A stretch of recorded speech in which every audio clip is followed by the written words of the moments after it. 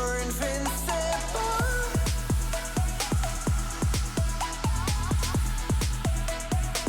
We're invincible.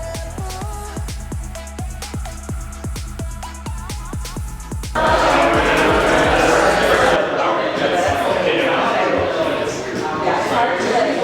right, everybody, we're going to get started in a couple minutes here.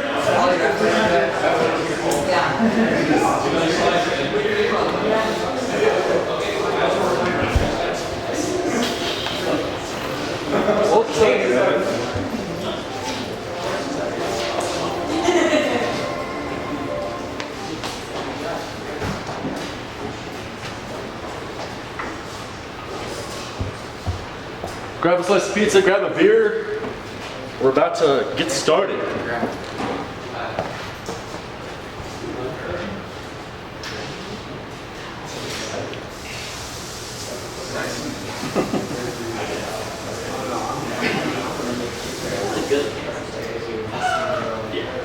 It's all this guy, man. Personally owned beer, too.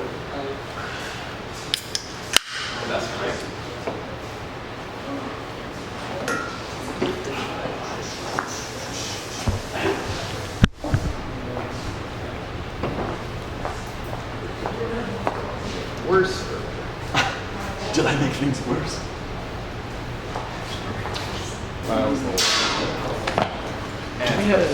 Do we know? Oh, they have gross loves. We'll go with that. I only know we mentioned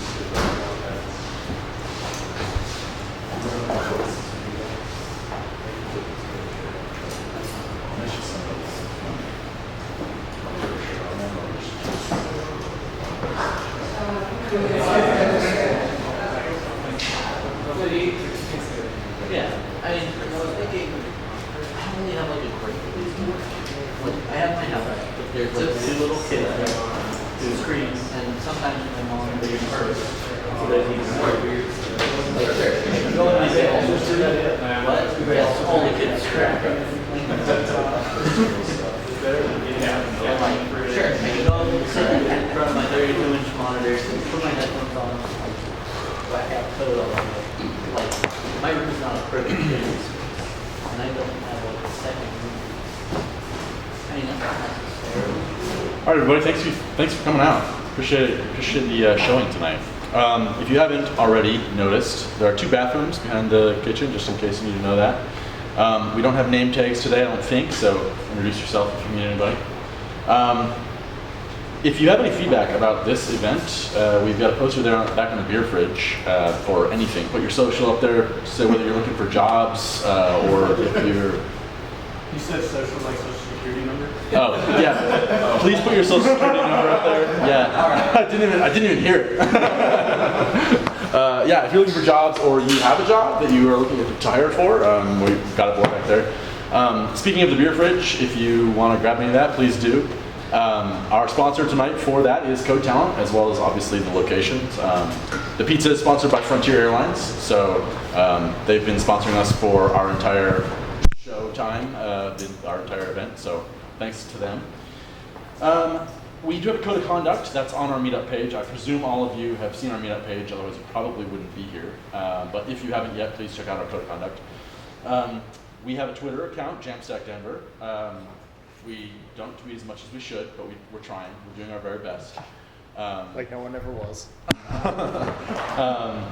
We're always looking for people to help out, people to speak, sponsors. If your company would like to sponsor a meetup, please send them our direction. We're working on getting names more visible. Obviously, Frontier isn't, but if your company would like to, we'd like to get their name more visible, maybe on a slide or something. So sponsors and speakers especially, we're always looking for people to talk about something they're interested in. So, I forgot his name already, Nick. Cody Confer. Cody Confer. So next month, the October meetup, Cody Confer is going to be speaking about serverless stuff. So he's going to be talking about AWS and maybe Netlify, just talking about serverless architecture in general. So if you're interested sort of in the serverless part of what JAMStack is, come out to the October meetup. I'm sure we'll have lightning talk that day also. We just haven't scheduled that one yet. So Speaking of the serverless part of JAMStack, just a quick overview if you're not familiar, JAMStack stands for JavaScript APIs and Markup. So we're here to talk about things that are sort of all things serverless, but also still dynamic and data-driven and interesting things like that. So on that note of data-driven things, we've got Mike Roof talking about D3 and performance with web workers. And Mike has been a web developer for quite a while, for probably 8 years. He's been he's maybe more of a full stack engineer, trying to push things more toward the client side, more toward the UI. He loves to make things that people like. So of course, data-driven things. People love data-driven things. You know, he's done everything from Dockerizing legacy things to run on dev teams' computers to building visualizations for Spark that spark joy for people. So, of course, most recently, this is manifested in UX stuff like data-driven UIs. He currently works for Proofpoint. I don't know if anyone's familiar with that, but they're a company that does email fraud defense. So they work with clients to protect their employees and clients from email fraud, which is a theme that I know nothing about. So congrats. Mike's into hockey and F1 race cars and all sorts of interesting things like that. So he plays a lot of video games like me. So Mike Roof, and well, you haven't seen the presentation. I won't make it work. We're good. Yeah, we got it.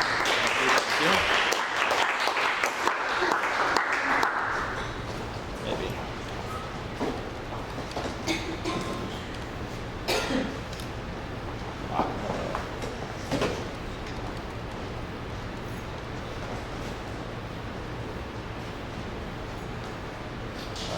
I think the lock screen came on here. We're gonna have to trigger it again. How do we do that? You know, that's a good question. Something is locked.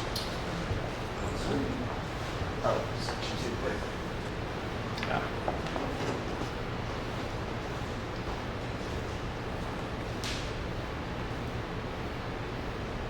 This is all part of the talk, by the way. Oh. Oh, that was me. We got it. I jumped the gun here. Perfect. Okay. So nobody touched anything. I think we're good. Like Tom said, I'm Mike. I work at Proofpoint. Proofpoint as a whole does all sorts of internet security. My team out here in Colorado in Broomfield, we do email fraud defense. Like Tom said, he knows nothing about it. Nobody does. That's why we have a job. It's a really hard problem space that involves getting your email sending infrastructure all wrangled and figured out, who you're using to send email on your behalf.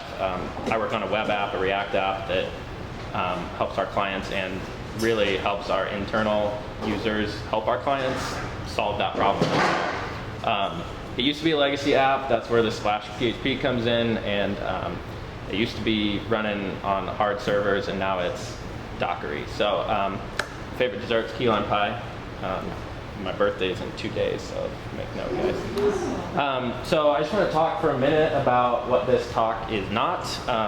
The code you'll see is not production code. I think that'll be very apparent once you see it. It's not a deep dive into D3. D3 is, you could have an entire conference hosted around D3, but hopefully it's a little bit of a display of what some things you can do that maybe you didn't know you could. It's not really a template to be cloned, although I encourage you guys to clone it and play around with it later, see what you can do.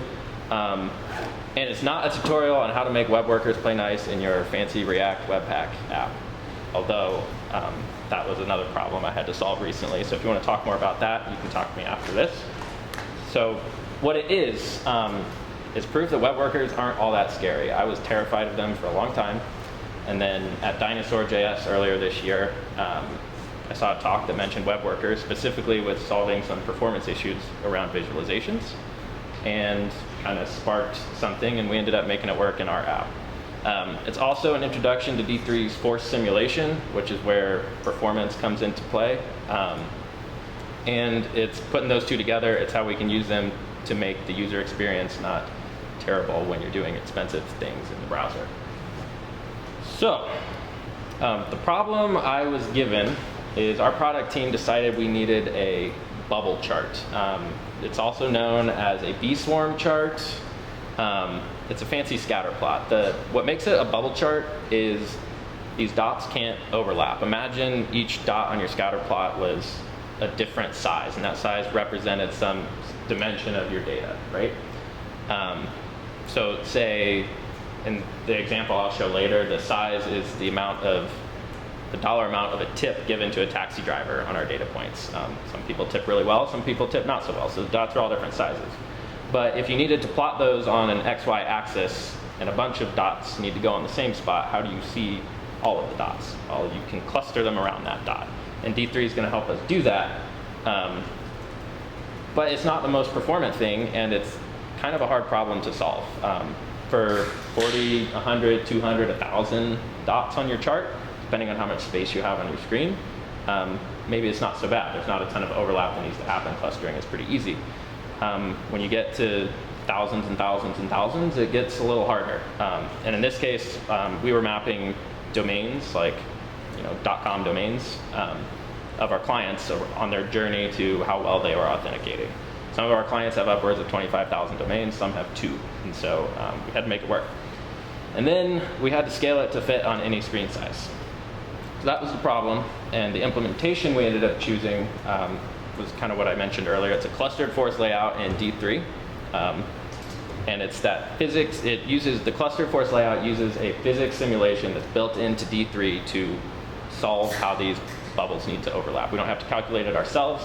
We have to define the rules or forces that define how the overlap will happen. I'm not going to click on this example right here. It's just there for later. It's just an example of what a bubble chart will look like. We'll see one in real life here in a couple minutes. So the solutions to our problem were, so we built this bubble chart and it was super non-performant. And what could we do? We could pre-calculate these calculations ahead of time. And that's honestly a really good idea. In our use case, it wasn't quite possible due to the ever-changing and dynamic nature of our data, as well as I don't want to blame my product team, but products need to have this scale to any size, right? We could do the expensive calculations in the API live, but if your API is not a node API with access to D3, you're going to have a bad time. And then we could do the expensive calculations in a non-blocking way with web workers. Ultimately, we decided on that, at least for now, and I don't see any reason why we're not going to stick with it. So, the demo I'm about to show uses some arbitrary data that I chose. It's from the New York Taxi Commission. It's plots of all the taxi trips for a long time. In this case, we're using a subset of one day's data. There's so many. In the demo, the GIF that's playing represents the user experience. If the GIF starts to slow down and be choppy, that's what your user experience would happen. We also have a checkbox. We'll see how it works. The color in our graph is going to be the number of passengers in a cab ride. The x-axis is going to be how far the cab ride was. The y-axis is going to be how much money the cab driver earned. And the size is going to be the tip. The usefulness of this graph is close to 0, but it helps to demonstrate my point, right? So let me flip over to Firefox here. Okay. So this is one of my favorite GIFs of all time. I hope you guys like it. So in this GIF, or in this app here, we have our user experience, which is the GIF. We have this checkbox that's super responsive and checkable, right? So what I'm going to do, I have 2 buttons here, generate with web worker and generate without web worker. I'm going to start and generate it without a web worker first, and we'll see how it impacts our user performance, right? So I go ahead and click that. Our GIF stops. My checkbox is uncheckable. There's some calculations happening. There's supposed to be a loading spinner here. It didn't show. Okay, there it goes. Our graph finally showed up. It's not quite as colorful, but if I hover over it, you can kind of see the details of each of these bubbles. So like I said, the usefulness of this particular graph is not particularly useful. What we learned, though, is that nobody tips a whole lot, except this guy. This guy made, it was a $65 total fare. $50 of that was a tip. It took him 20 minutes, so I'd take a cab ride like that any day. But that experience while we did that wasn't so great, right? Imagine if every time you clicked a filter in your UI, this graph needed to rebuild to match that filtered data set. You'd click the filter, it would start rebuilding, the checkbox wouldn't even show up checked, you'd just be hung, your loading spinner wouldn't even show up. It's kind of tough. So let's try that again with the web worker. Loading spinner, our GIF is still funny, we're good. And I've kind of arbitrarily cut this to 10 seconds of load time, but and even even half a second to 1 second of load time could be impactful to your users, right? So same graph, same exact data, a lot nicer experience during the process, right? So what I'm gonna do now is kind of dive into how the code driving this, and we'll see how it goes. So I'll post this slide later. So what we've got running here is demo.js is, can you guys see that already?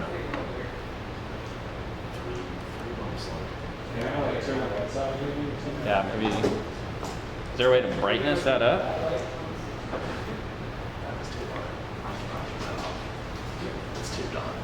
I could just talk about it and you guys could pretend, but. Oh, that's a good idea. Is that John? Did you say you're just the most valuable audience member. Yeah. Oh, there we go. That better? Here, do I dare go to light? Light default lights. All right, that'll work. My eyes, but all right. Okay, so you'll see we have these two functions, generate with worker, generate without worker. That's obviously what handles those two buttons, right? So I'm gonna start with generate without worker, just kind of show you the flow. What happens is we start our load, we get our data, and then this nebulous perform simulation, that one I just typed on accident there. Perform simulation is where our D3 stuff is happening. So the way this D3 force simulation works is you provide it data, and you provide rules and forces that define what to do with this data. And then D3 applies these forces and ultimately just appends a property to your existing row of data that's an X and a Y coordinate. But that X and Y coordinate is what is calculated in this simulation. So if I go into that, so perform simulation. D3 uses these things called scales. And so if we go to build X scale here, build X scale and build Y scale. A scale was a really scary thing to me in D3 for a long time. I didn't quite understand them. Really all it does is you give D3, in this case, a linear scale, a minimum and a maximum of your data set, and then a minimum and a maximum of the pixel range this should represent on your graph, right? And so it scales whatever my 0 to maximum total trip amount is to 0 to 800 pixels in my SVG. That's all it does. It just does some math and returns a number that gets applied to each row of data, dependent on where it lands in that scale. Same thing with X scale. It's another linear scale just with trip distance. Size scale, another linear scale, but it's how big the bubble is. Sanitized data is you don't need to see. It was kind of contrived to get our data right. So where the magic happens is we build these scales and then we start a D3 force simulation. And then we apply 3 forces to it, a Y force, which is built into D3. And we tell D3 to scale, apply this force and scale my data based on the Y scale, given this row's total amount. Same thing with X. And then force collide is defines the rules on how the bubbles collide and interact with each other. I had padding in there and it didn't look as cool, but you know, you can plus padding if you want. So the collision, force collide right here is also built into D3. And you're effectively defining the boundaries for which this will collide. Appended onto the end of a force collide are these two properties, strength and iterations. Strength is anywhere, any value between 0 and 1. 1 being don't let them overlap as much as possible. And then,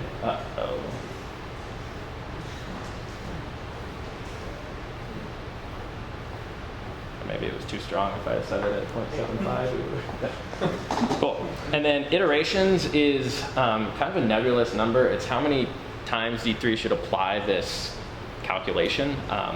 If you find your bubbles are too overlapped or not overlapping enough, you could tweak this number to perform that calculation again, and so let it overlap less. As a programmer, I don't love these things because it's kind of nebulous, like I said, right? You just kind of have to play with your data and your forces to find what suits your visualization the best. Iterations is very, very expensive. In the problem I mentioned before at work, I think we ended up at 10, and it takes a long time.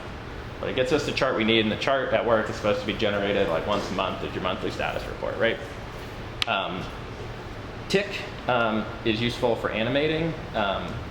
You can animate tick by tick if you want to watch the bubbles kind of float around. And if you don't have thousands of them, you can do some really cool transitions. They look interactive, and it's great. So that's how D3 does it. All in all, the output of perform simulation is your data with some extra XY attributes appended to it. And D3 uses these XY attributes to plot your stuff. So if you're capable of calculating this ahead of time, you can do it. You can do your XYs, and it'd be great. But in our contract example, we're not. So where does the web worker come into play?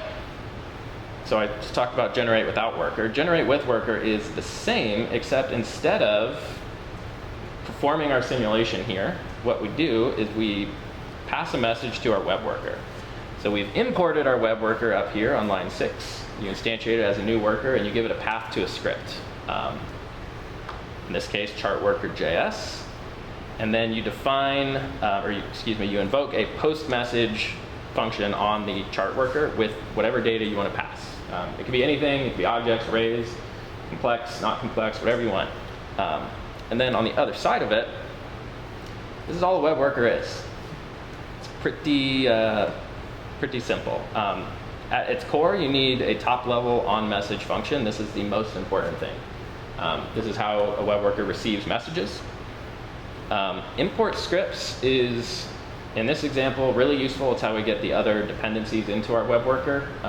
In maybe more complex apps, there are ways to get your actual imported modules into the web worker. Web workers don't right now support native module imports. There's a spec for them that is proposed, and it's available in Chrome behind a flag, but nobody else is even close. So I wouldn't recommend using it yet. But the workaround for now, if you're interested, is you need to bundle it into its own entry point with your bundler of choice. So, like I said, this is all the web worker is. We do that same perform simulation function with what is exactly the same data. We just receive it in a different thread.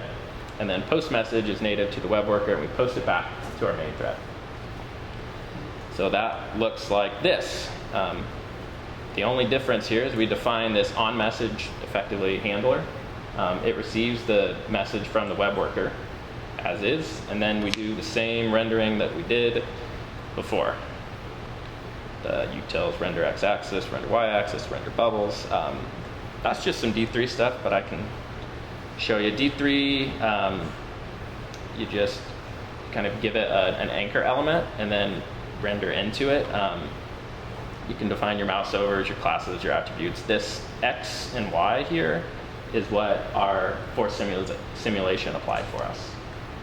If you know your X and Y ahead of time, you can just start here, but I wouldn't have much of a talk if that was the case, right? So let's see here. I think that's all I had as far as, here we go. I got my slide in the wrong spot here. So to kind of reiterate what I just blazed through, right?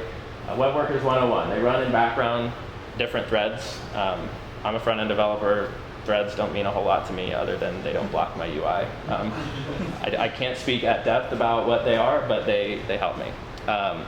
It can receive and send messages to the main thread like we saw. They don't have DOM access, which can prove troublesome.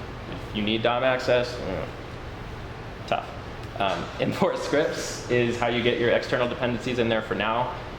You can load functions into the global space and have it You cannot pass them though, unless you have a way to, I don't even think you can eval or serialize them. Pretend I didn't say that. And like I said, they can't natively use the module imports yet. I've got a link to some guy's been maintaining a beautiful Stack Overflow answer for a long time on like detailing the support. And so, like I said, the workaround is use Webpack to bundle it up yourself. That's how we did it in our app at work. It allows us to use these same scales and functions everywhere and dry it up. The step-by-step, pretty simple like we just saw, but you create a worker file, you add your on message, you import your dependencies, you do your work, and you post the message back.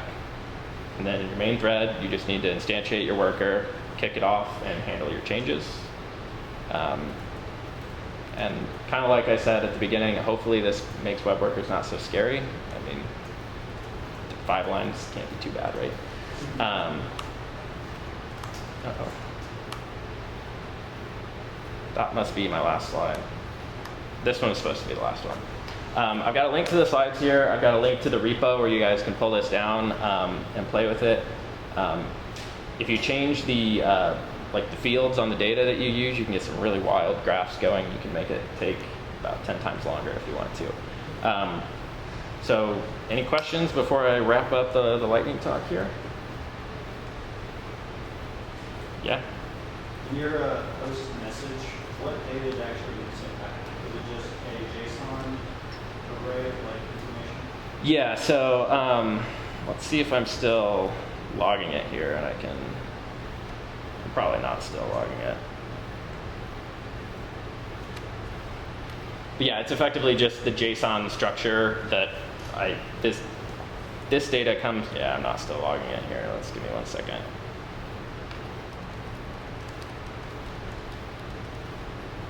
It does have console log access if you preface it with this.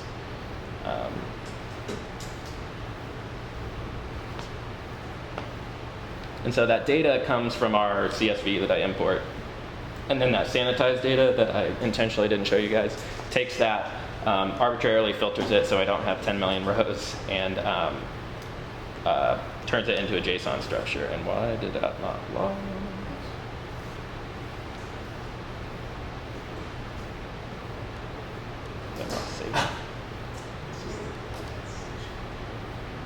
That's what I get for doing a live demo, right?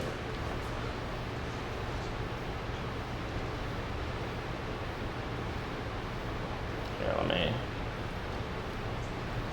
I'm not entirely sure why that's not doing what it's supposed to, but we do it here. This is back in demo.js, the entry point here.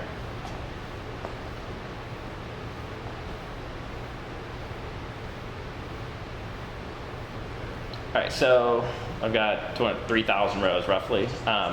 So this right here, all of this is the data that's, wow, that is not visible. That's probably okay.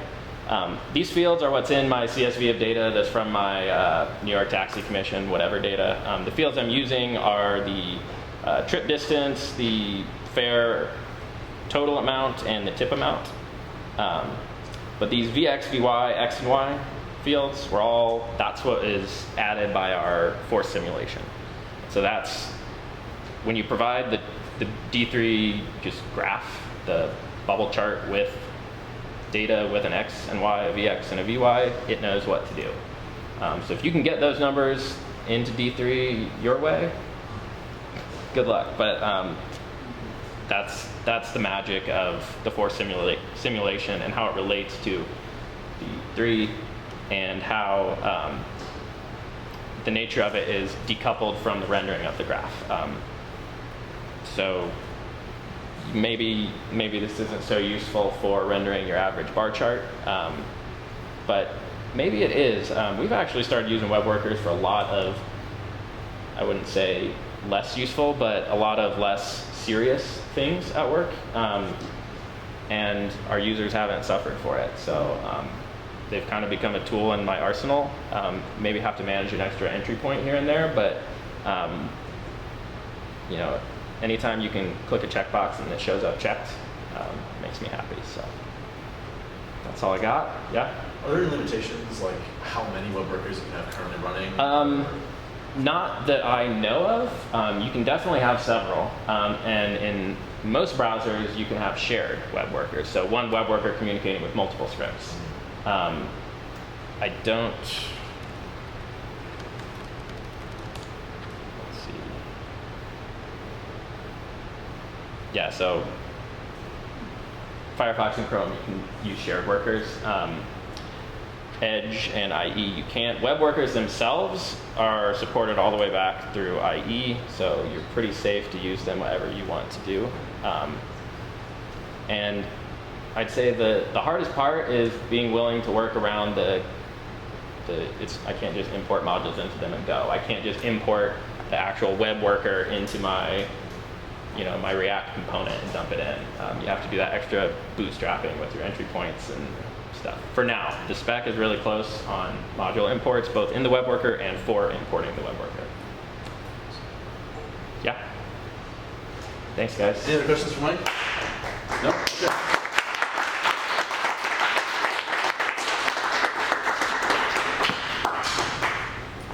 Well, thank you, Mike. Thank you. We are now going to do a little bit of, for those of you who are not familiar with the JAMStack, we've got a little live coding demo. I don't want to steal all of Nick's thunder, so I'll let him sort of walk us through what we're going to do.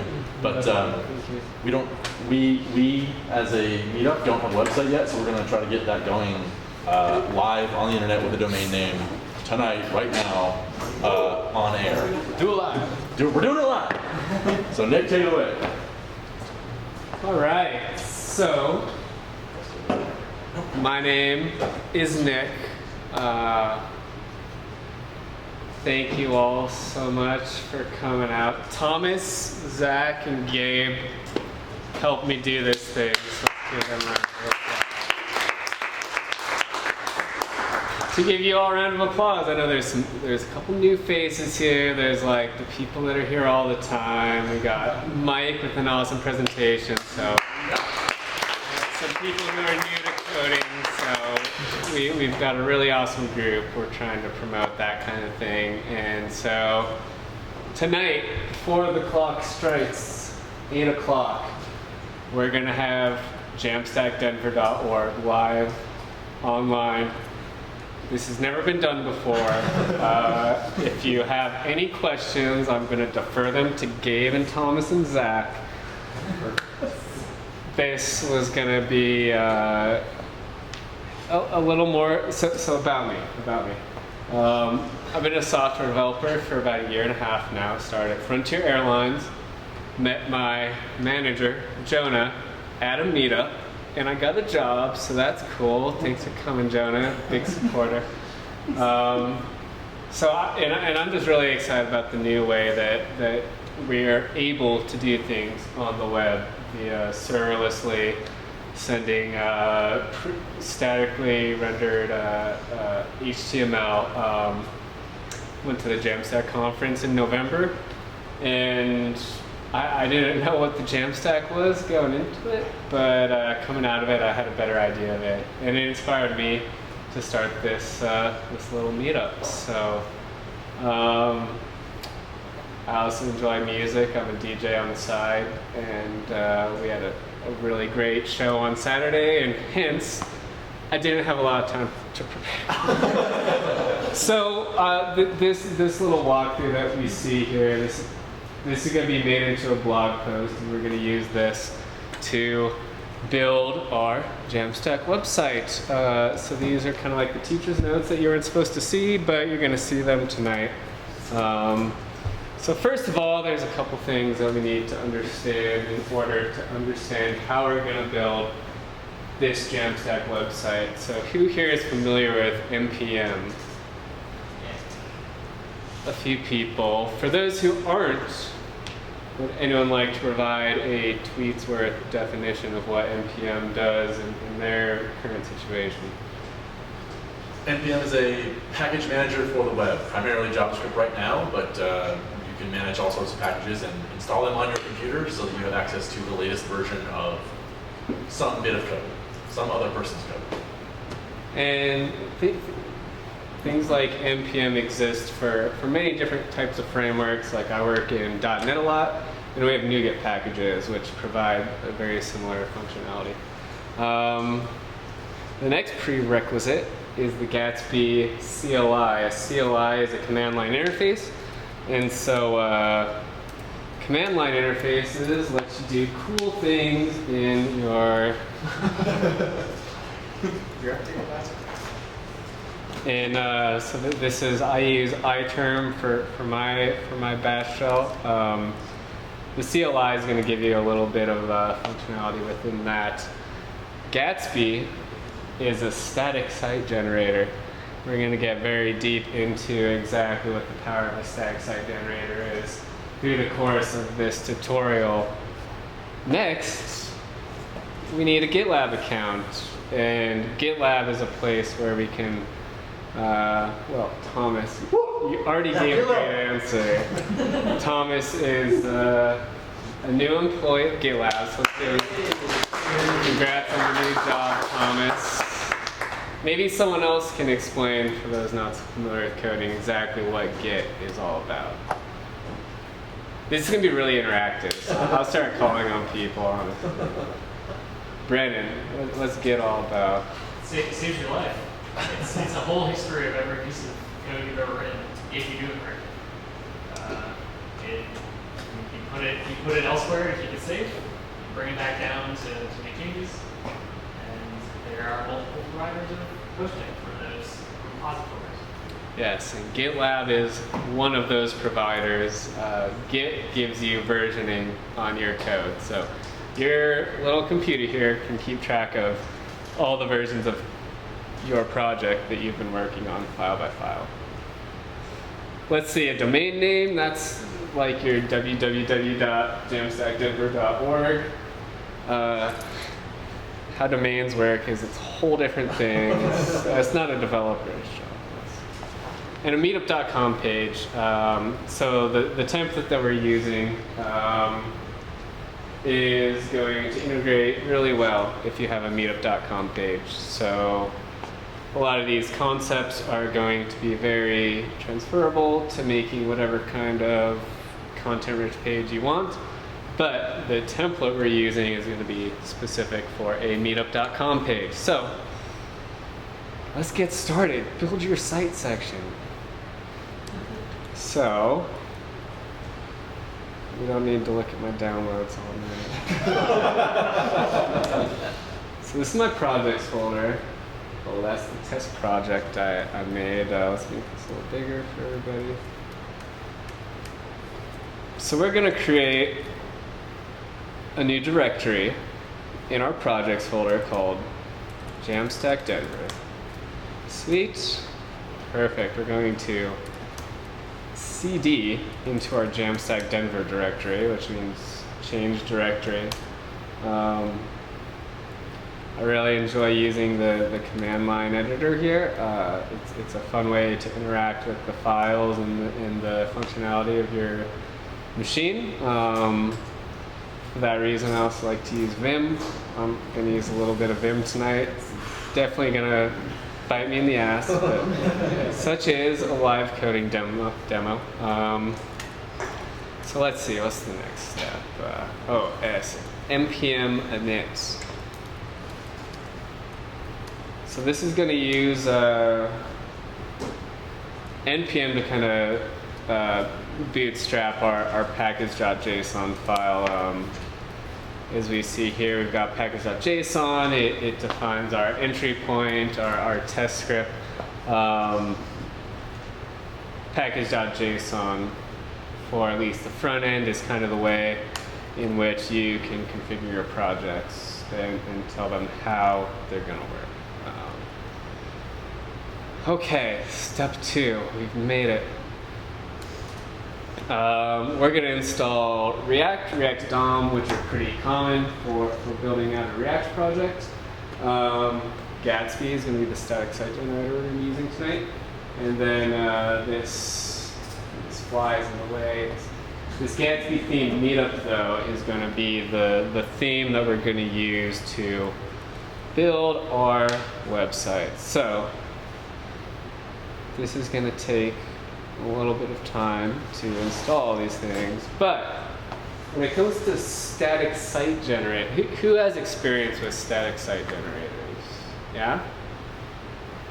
Do one of you want to share exactly what a static site generator means to you for everyone who's maybe not using it? Oh, I just used GridSim to build my personal site out. What kind of functionality did GridSim provide for you in your specific case? I want to use Vue for my personal site, but I continue to use Gatsby for my blog because the ecosystem for content isn't as big on GridSim, so I'm kind of just in the middle, waiting for the ecosystem on GridSim to grow. Then my blog is going to be transferred over to GridSim. But right now it just serves my website. So, I don't know, I just wanted to build it in Vue too, so figured that was a good way to do it. Vue's pretty cool. I'm a Vue fan myself. We're going to be building a React site tonight. Trader. I built a little static site generator for my own blog because I didn't want any of the other features. I just wanted to take HTML files and pump them through like kind of a framework of the rest of the site and output more HTML files. So that's what my static site generator does. Just HTML, wrap it in a site, and output more static HTML files. Yeah, it's nice to deliver. It's a nice way to deliver content very quick and secure since they're literally just HTML files sitting on server waiting to be used. So it's kind of the benefit of static site generators. Or one of the benefits of them. Awesome. I appreciate everyone's input. This is, yes. I think the key is that it's a static site. You don't need a web server to serve up dynamic content. You have static content that's just can be served up on a screen. Precisely. And that's why we're all very excited about the JAMStack, I think, is because there's kind of a new way to serve dynamic data in a static way. So let's move on. I really appreciate the contributions from the crowd. Like I said, the preparation for this was a little lacking, but we're going to have JAMStackDenver.org up and running by the end of this. I know that much. So we're just going to copy and paste this little piece into our text editor. So this is going to go into our gatsby.config file. As the name suggests, this is a configuration file. This is going to tell us where to look for the templates that we really care about. Got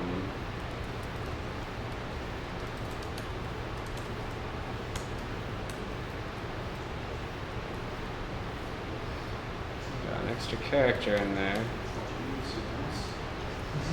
Using the mouse. Jesus. Yeah, it's a live demo.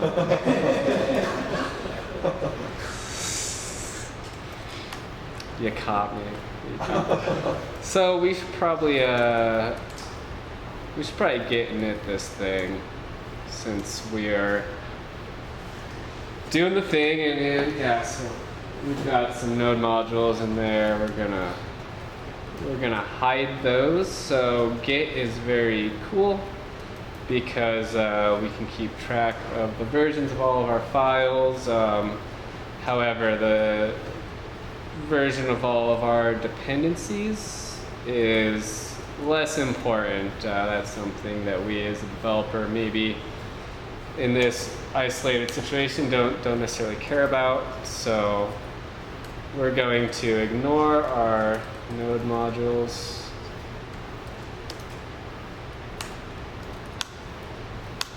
So now our node modules are no longer being tracked by Git. Got our git ignore, config, those things are probably good to commit. So we're going to git add all those. Initial commit.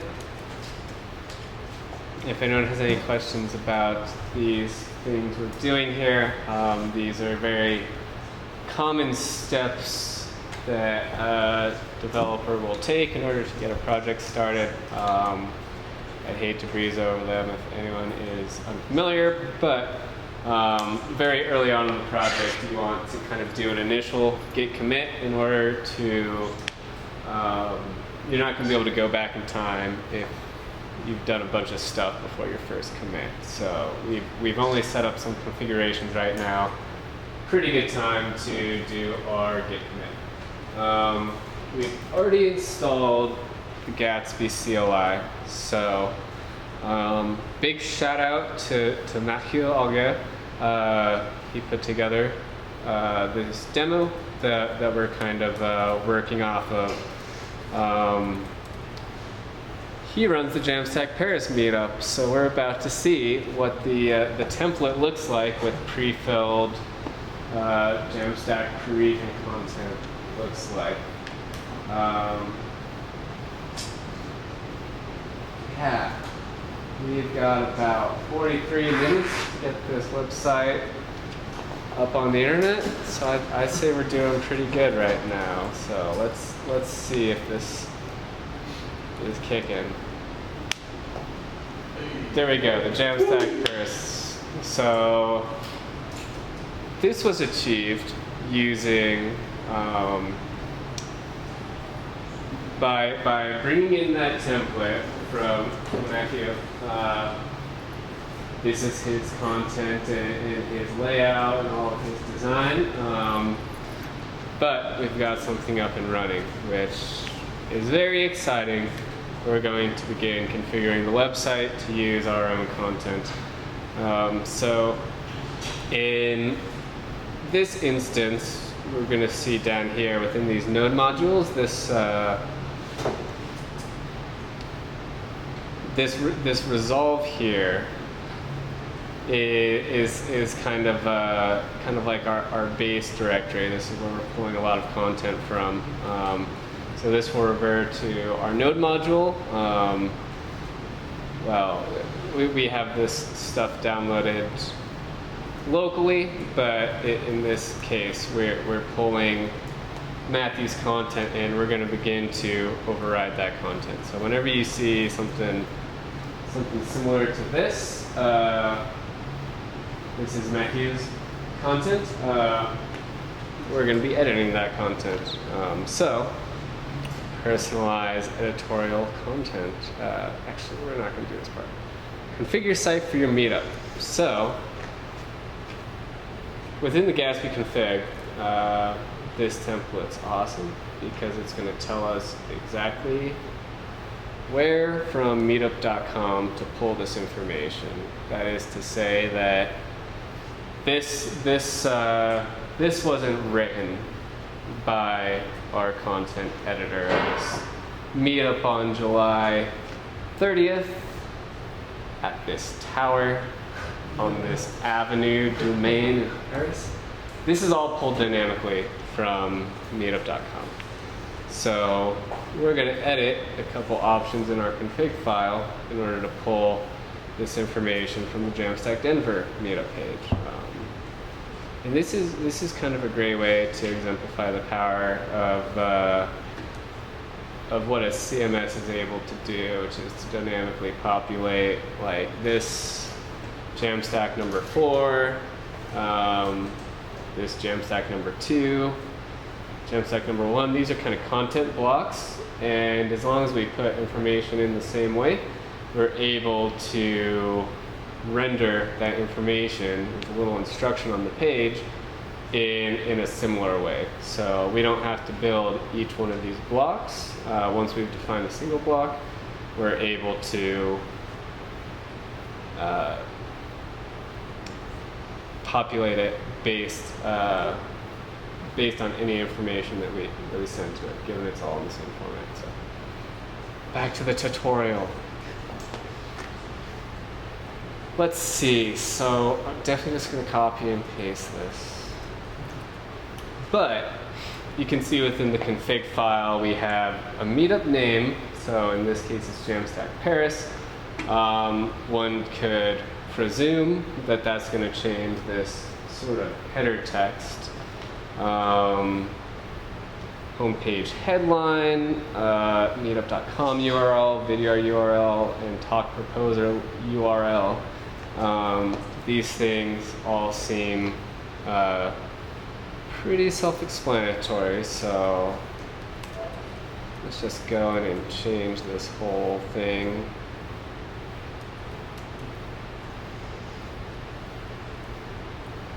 Oh man, I knew this live demo thing was gonna get me. That wasn't so bad, actually. So essentially what changed is the options that you're passing in now. Where before it was just resolving to the exact same template that they have for the comparison. Now you're actually dynamically changing the content inside. Precisely. Thank you, Jonah. And here, this text blocks path that I just uncommented, this will be something that we will do as the organizers of JAMStack Denver in the future.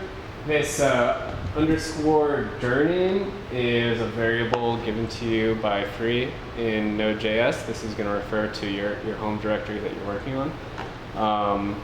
So when we go to overriding those text blocks, the one we don't want,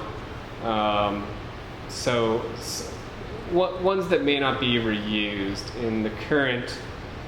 Okay, so yeah, we gotta make things happy. Oh, We need to restart Gatsby. thank you, Zach. So, Because we're changing a configuration, so. precisely. I deleted this part out of the walkthrough because I was like, that's not important. I'm gonna remember. Anytime you change a configuration file, you need to delete or you need to stop your Gatsby develop and restart it. So yes, this is a very important configuration file, our Gatsby config.js. So any changes to this will not be reflected until you've stopped and restarted Gatsby develop. So thank you, sir. So let's get that going again. We were talking about this text blocks path. So this text blocks path initially is looking at this repository from Matthew, but this commented outline will update that. Oh man, it's I think it's because I'm being bad. Doing that hot road. You probably gotta reload manually once, because there's no link. Yeah. I see. Okay. So, this replaced JAMStack Paris with London, according to our copied and pasted text. Everything's still in French, but we can see now that we're pulling the London content. That's not quite as fun. So.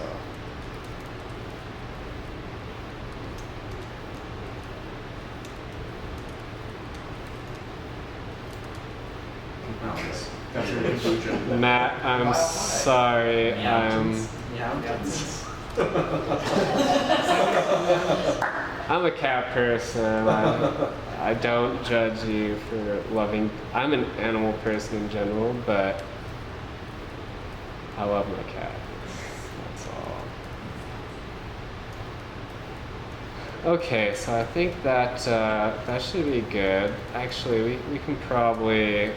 I didn't try this when I was testing this out. We're gonna try to display our video. When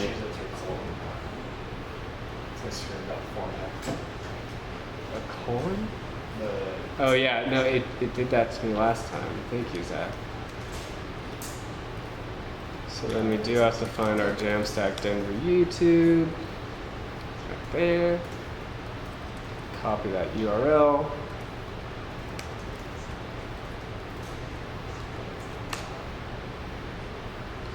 And as noted before, these things aren't going to work until we have restarted our Gatsby develop.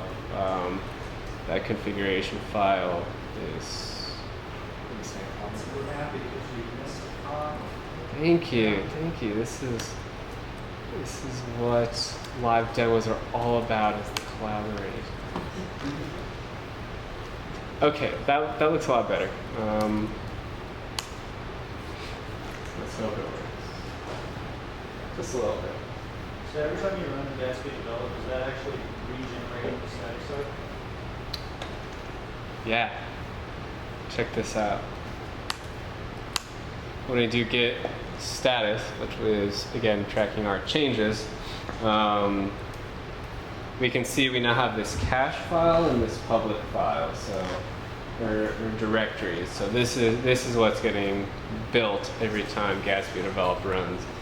When you're updating static content, the HTML on your page, we're able to hot reload and update this, and we're going to see it reflected on our local instance instantly. However, when we do it, again, changes to that configuration file aren't going to respond quite the same way. So, oh, look at this.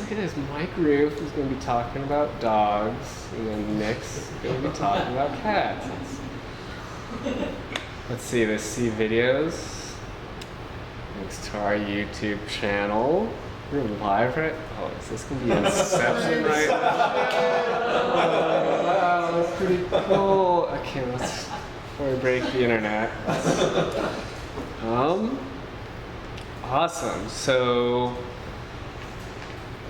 we're not going to want to keep track of, we're not going to want to keep track of our cache or our public files because, as we pointed out, those are going to continually be generated. So, he wants to share what the dot means before a directory name for those who may not be familiar. What? You mean like that it's hidden? It's hidden, yes.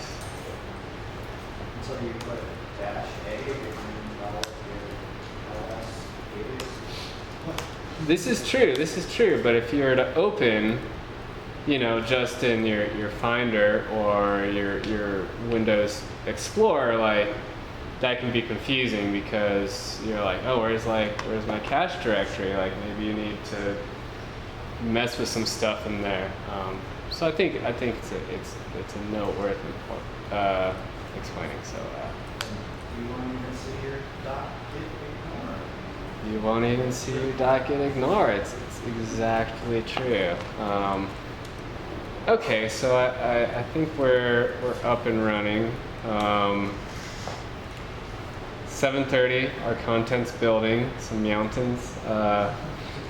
We still have this piece in French. In the tutorial we're going to post later, we're going to start editing our text blocks for some of that less customizable content. We will just hard code what this content will be. These directions are pretty straightforward. We are going to put this up on GitLab for pull requests, so we'll be posting a few issues up there. We need to get our code of conduct in there, as well as we need to update like this content block. This footer down here needs to be updated. It'd be really nice if this propose a talk thing did anything. So if anyone's looking for some open source contributions, we would love to have it. But that's kind of that's a lot about Gatsby. I think we're going to try to get this up on GitLab right now, which was another one of our prerequisites. Thomas works at GitLab, so he should be able to walk us right through this thing. You don't have to, but maybe you can maybe you can explain the steps to me in which this would take. As we talked about earlier, Git is a versioning system, and there are lots of places where you can host that other than your computer in case you lose your computer. Because versioning is great, but if you lose your computer or your computer dies, all your versions are gone, just like all your code. So GitLab is one of those places. And with Git, you have this command called push, and you just need to tell Git where to push something. So typically you have something called an origin. You can call it whatever you want, but origin is the default. So you add an origin to your Git repository, which when Nick said Git init earlier, that was what created a repository. So we add an origin to it. I believe it's just git add remote, or git remote add, and then you git tell it where to go. And then we will push. So we'll push everything that we've done so far. And he'll probably need to commit his current git ignore and Gatsby config. I did. Okay.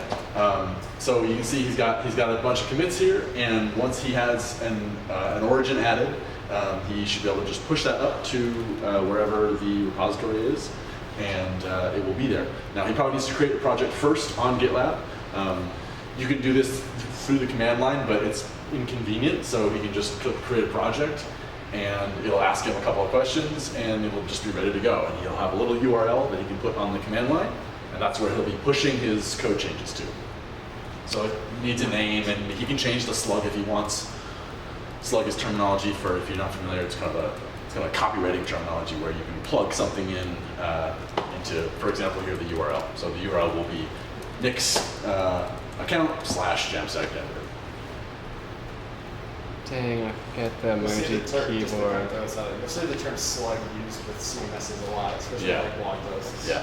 Like how they. A lot of things where you're filling in pieces of data that can kind of be changed out, particularly with static sites. So author names or dates, you're putting slugs in there, or URLs.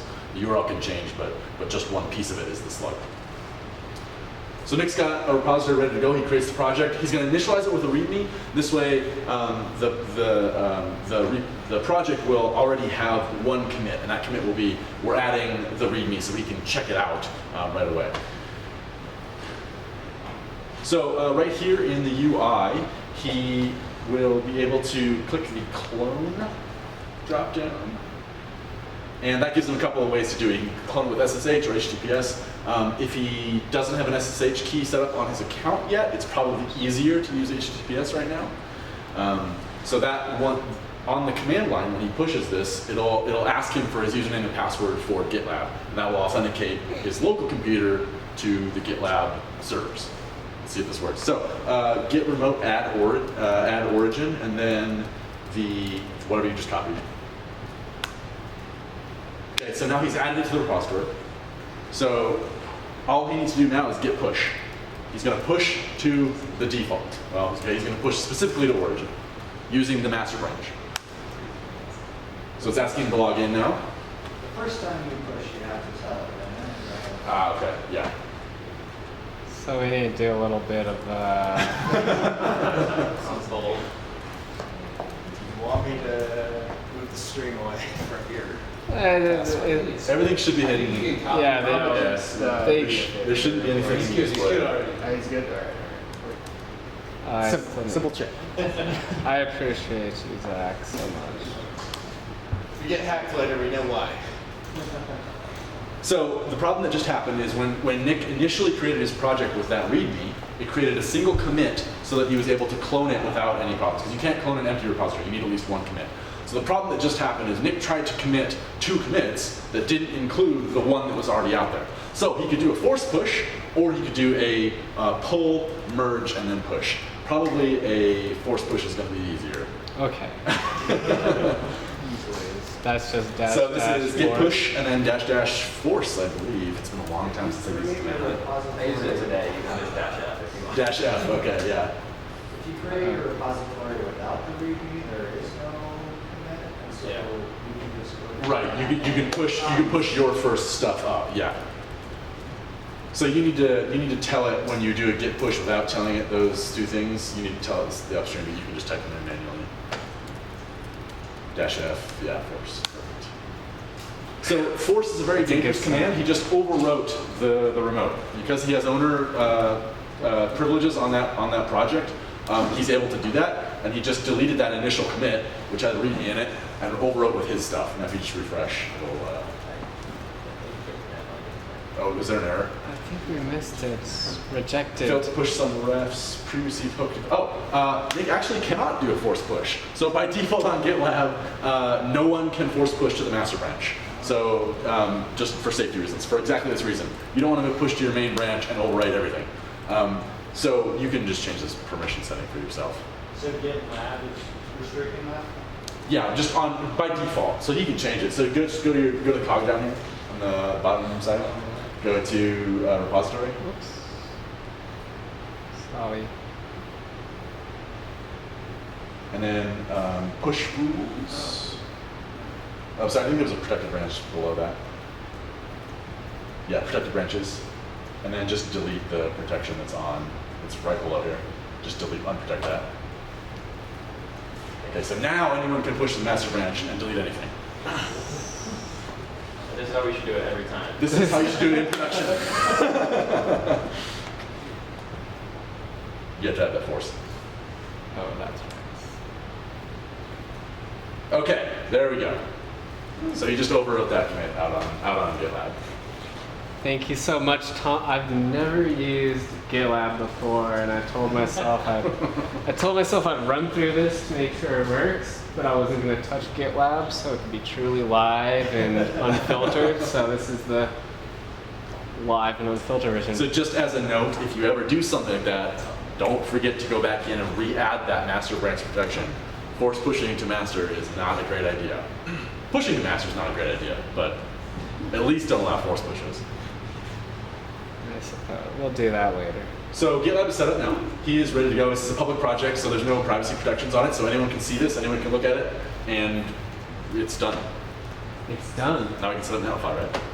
Now we get to set a Netlify. So let me just say laptops for the audience.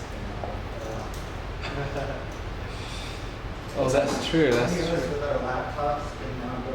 Yeah, you can go look at it. Now you don't have, you won't have maintainer or editor privileges, but you can clone it and make your own fork if you'd like. Yeah, you can also pull requests into it if you make some updates.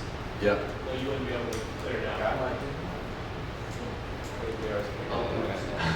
Yeah, we need a lot of content, as we pointed out, so we'd love to have some pull requests.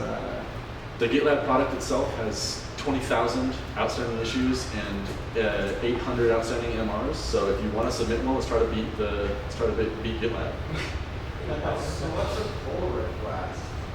Yeah. Okay. So a pull request is some terminology that GitLab uses for pulls. GitHub uses pull request. GitLab prefers merge requests because that's actually what's going to happen is when you take some code and some other code, they will be merged together into one branch. And the request itself is from one place to another place. It could be an entirely different repository. It could be just a different branch in the same repository. But in any case, you're saying, I'd like to merge this code into this other code. So in our case, if you would like to change something in here, for example, mountains, spelled out mountains, you could clone this, fork this, make that change, and then submit a merge request to say, hey, I'd like to merge this change for this one word into your master branch. And when that's accepted by Nick at this point, maybe one of us other organizers at some point in the future, that will just change the source file and it'll be redeployed once we've got our automatic deployments going. So that's a merge request. Thank you, Thomas. We love your expertise at this meetup. Don't know what to do without you. Okay. So this Netlify piece, this part is so easy. We could breeze over it. Actually, we're gonna breeze over it now so you can see the deployment happen live. Good idea, Nick. Okay. It is actually very easy. It's so easy. Like Thomas laughed at me. It was because of the spelling mistake.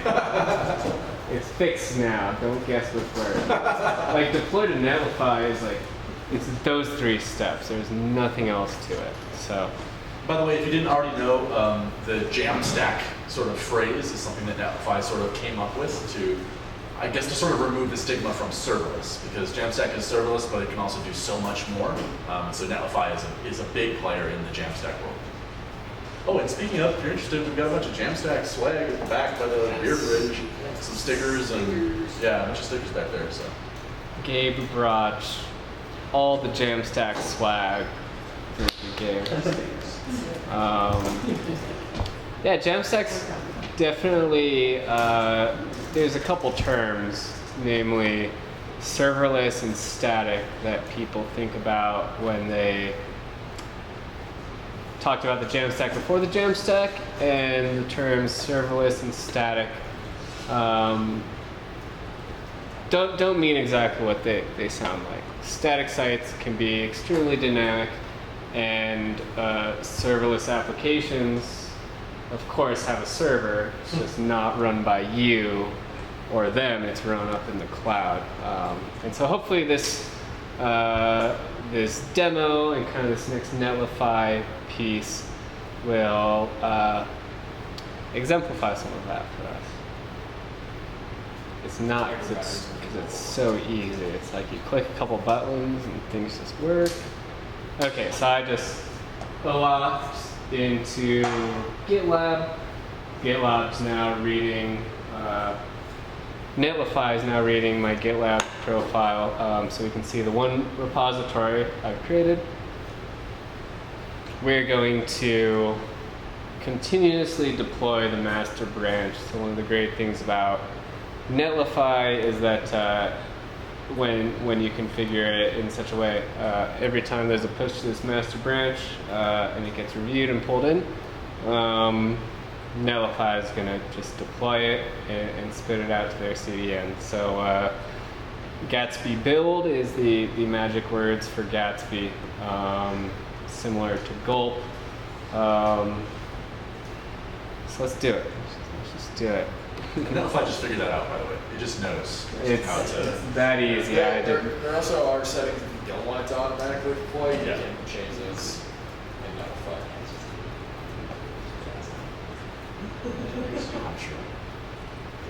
So this deployment's not going to take very long. It'll probably take a couple minutes. I haven't tried this DNS part of this whole thing, but I think it's supposed to be easy. We'll find out. But in order to show the power of like the Netlify CI/CD process, we're going to go ahead and update our logo with the awesome JAMStack logo that Caitlin Bloom, our good friend, made. So thank you, Caitlin. We appreciate you so much.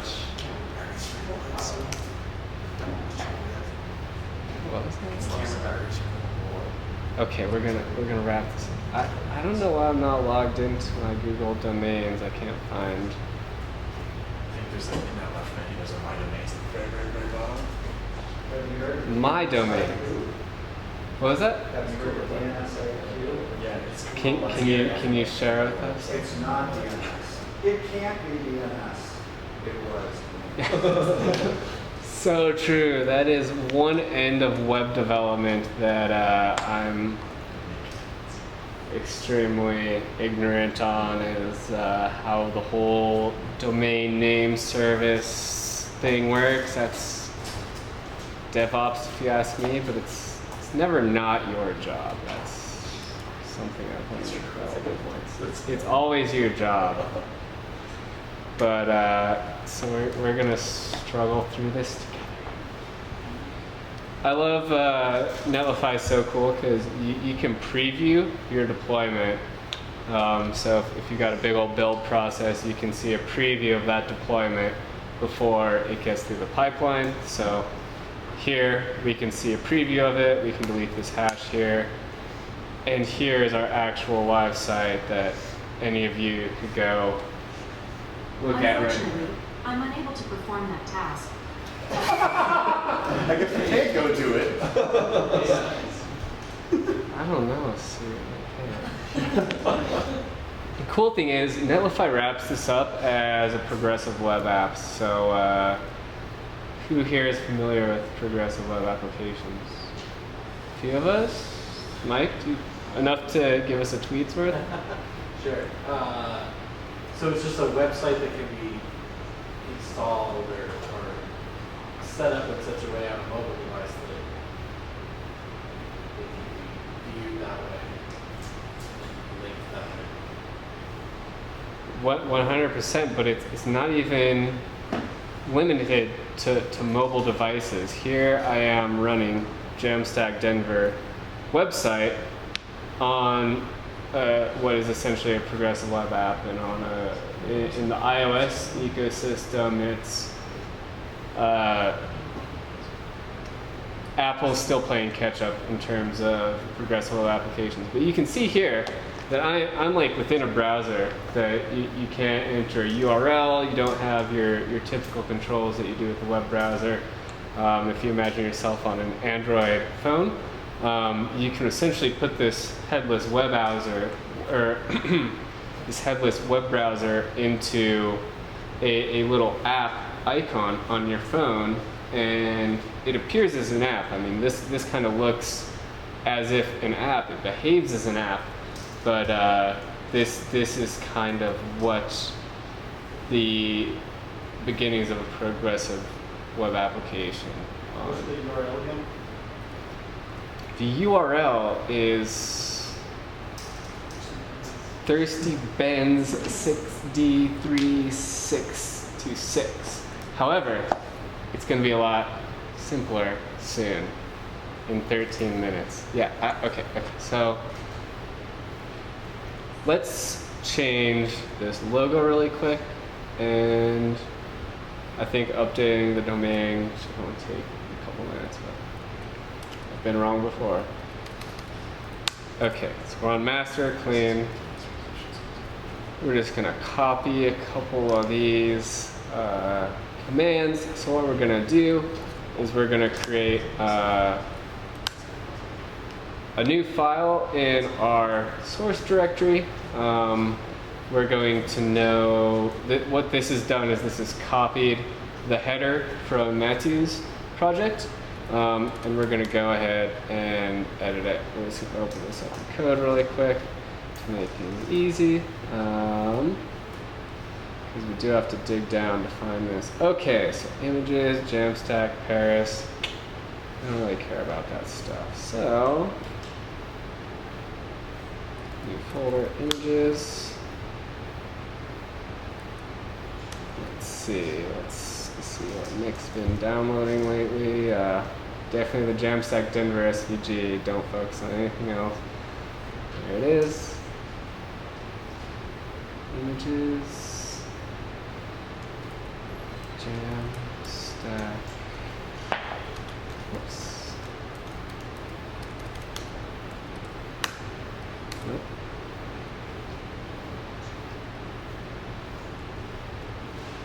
Okay. Maybe that worked. We'll find out. We gotta get this. I think you have to insert Gatsby for that too. Maybe the full description of it. I believe you're right, Zach. When you're updating these shadow components, telling the project to look in a different place for assets, I do believe you do have to. Okay. This is Caitlin's logo here. It's awesome. Look at that. Look at that. That's cool. Okay. So, Thirsty Benz. Dang, that's a good name for a JAMStack website, honestly. Let's clean up some of this stuff. Where's Thirsty Benz at? There it is. Okay, so we're still showing up with this Paris thing. There's still a little French on our site, but we're not going to worry about that just yet. We're going to worry about this logo. So let's do just a little bit more git flow. We've updated this image. It lives in our src. We're just going to do git add dot, which means git add everything. Because this is pretty controlled, we're safe doing that. The commit message will be add Denver logo. Awesome. We're gonna push this latest commit to our master branch up to our origin, which origin's the cloud essentially. It worked. Thomas, you can stay seated. And maybe, just maybe over here, we'll see a new commit spinning up. Oh, look at this, 751.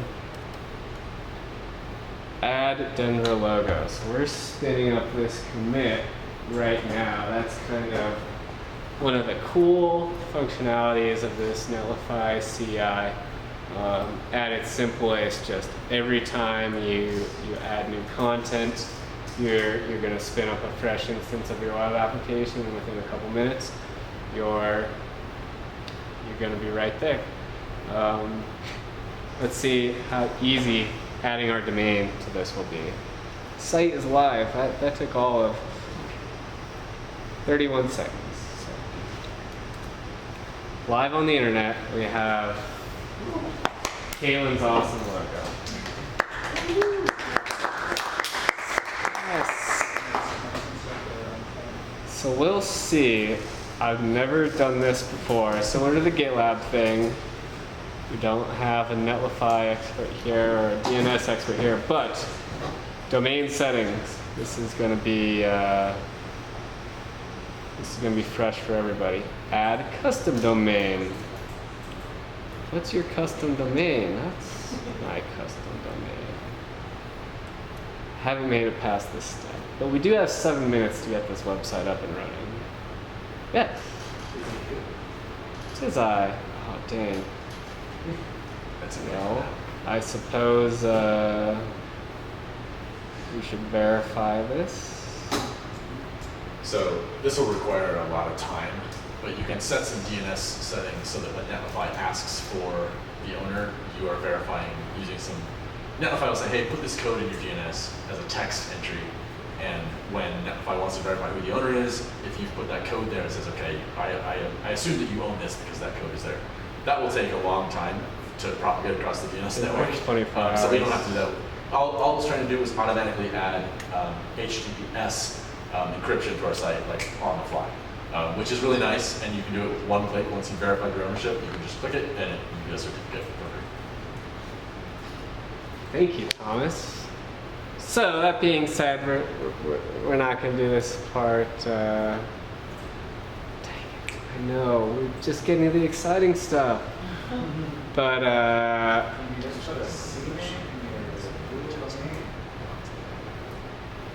possibly.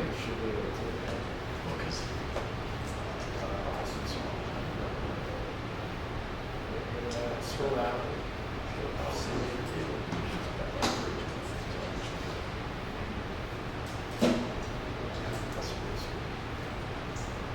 We should have like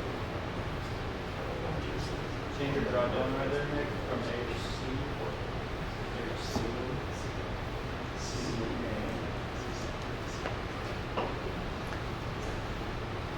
And then what? JAMStack Denver. I'm going to actually look at how mine's going quick. This thing? Yeah, 63D26.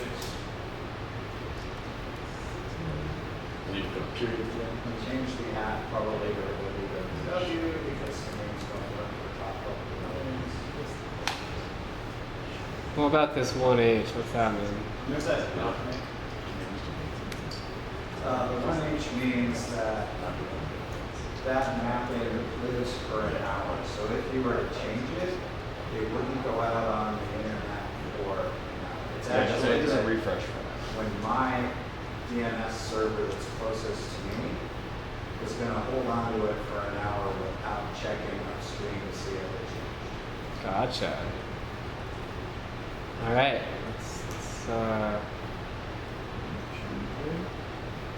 I'm not sure that's going to work First time out.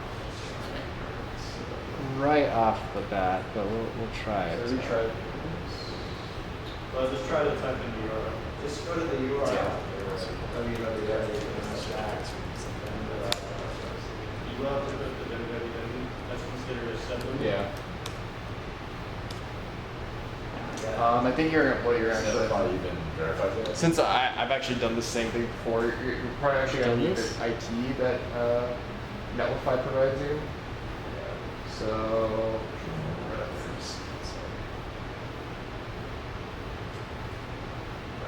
We tried. It's all they've gone.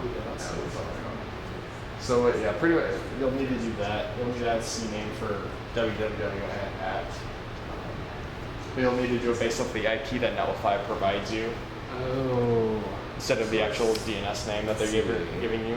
A CNAME record is like a SOC. It just says if Yeah. I hit this DNS name, Go here. use This DNS Yeah. name is set. It's an A record where you take from this DNS name, use this address. A is for Yeah. Yeah, for what I had to do, I had to use the address, not the CNAME. So, but Ah. I know you can do We don't need to worry about this. But we did it. We got the JAMStack Denver website live. It doesn't necessarily exist at jamstackdenver.org yet, but a little bit of configuration will make up. But yeah, let's answer a couple questions. I'm sure Zach and Gabe and Thomas are happy to answer any questions you have. So this is static, correct? Right. Yep. And it's coming from the meetup site. Now, what if something changes on the meetup site?